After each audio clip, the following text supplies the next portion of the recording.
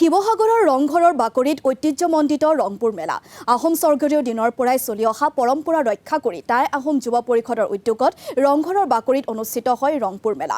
বিগত বৰ্ষসমূহৰ দৰে এইবাৰো পহিলা মাঘৰ দিনটোত ৰংপুৰ মেলাক লৈ উদুলি মুদুলি ৰংঘৰৰ বাকৰি।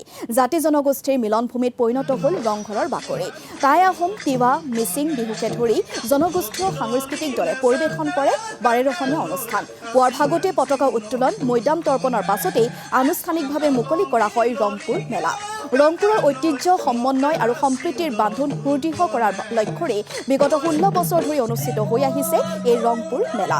অনুষ্ঠানৰ লগত সংগতি ৰাখি অনুষ্ঠিত পৰম্পৰাগত খেল-ধেমালি, ৰছী টনা, পিছল খুঁটা বগোৱা, ধূপ খেল, মল্লযুঁজকে ধৰি বিভিন্ন খেল-ধেমালিত অংশগ্ৰহণ শতাধিক লোকৰ।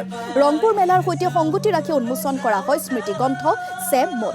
উল্লেখযোগ্য যে ন্যায়ালয়ৰ নিষেধাজ্ঞাৰ বাবেই এইবাৰ ৰংপুৰৰ বাকৰিত অনুষ্ঠিত নহ'ল ম'হ যুঁজ।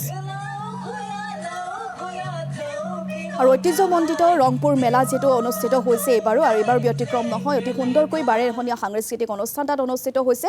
আৰু ৰংপুৰ মেলাৰ কিছু পৰিৱেশ আমি এই মুহূৰ্তত জানিবলৈ চেষ্টা কৰিম আমাৰ সাংবাদিক মুজাক্কিৰ আহমেদৰ জৰিয়তে। ৰংপুৰ ৰঙাই ৰখা ভৰপূৰ। মই এই মুহূৰ্তত উপস্থিত আছোঁ ঐতিহাসিক ৰংঘৰ বাকৰিত।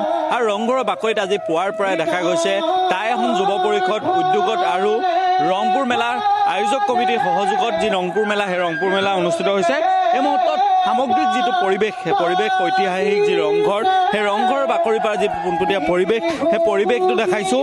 অসমীয়াৰ যি বিহু, সেই বিহু এই মুহূৰ্তত পৰিৱেশন হৈছে।